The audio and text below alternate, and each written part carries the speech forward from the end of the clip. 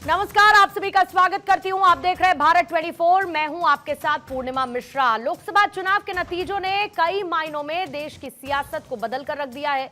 BJP जिस शानदार जीत को लेकर आश्वस्त थी, वही नुकसान उत्तर प्रदेश में कर गया है। यूपी के मुख्यमंत्री योगी आदित्यनाथ ने कई नसीहतें दी। अव्वल तो ये कि सोशल मीडिया पर कमजोर पड़े तो नतीजे विपरीत ही आएंगे। कल लखनऊ में बीजेपी कार्य समिति की बैठक थी, जहां पर सीएम योगी और अध्यक्ष जेपी नड्डा मौजूद रहे। दोनों ही डिप्टी सीएम और प्रदेश अध्यक्ष समेत तमाम दिग्गज जुटे। इस दौरान सीएम योगी ने पार्टी के अति आत्मविश्वास का जिक्र किया। उन्होंने ये कहा कि हमें जीत सुनिश्चित मानकर बैठना नहीं है, ऐसा करने का खामियाजा भुगतना पड़ेगा।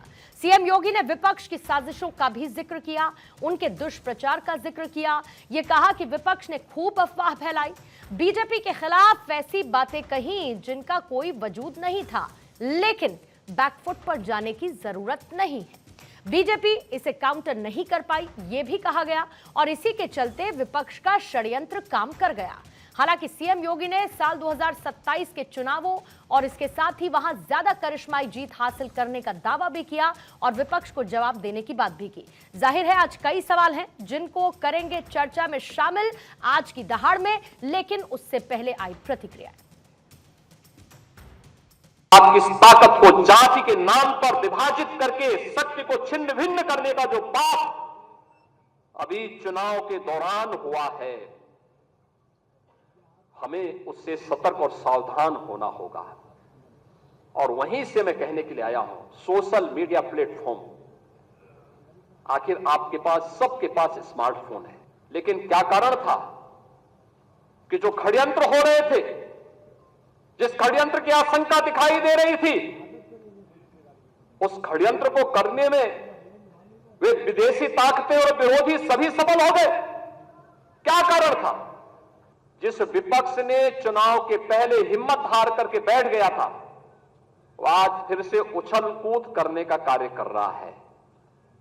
बहनों और भाइयों, भारतीय जनता पार्टी के कार्यकर्ता को किसी भी स्थिति में बैकफुट पर आने की आवश्यकता नहीं है, किसी भी स्थिति में नहीं है।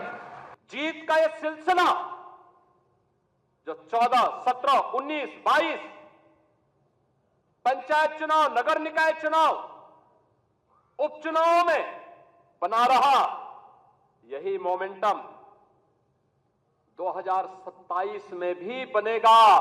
यह हमारा संकल्प आज से होना चाहिए, आज से होना चाहिए।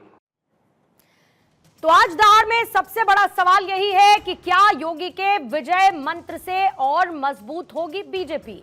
क्या सोशल मीडिया पर विपक्ष के लिए चुनौती बढ़ेगी? क्या आम चुनाव में विपक्ष ने वाकई दुष्प्रचार किया, अफवाह फैलाई?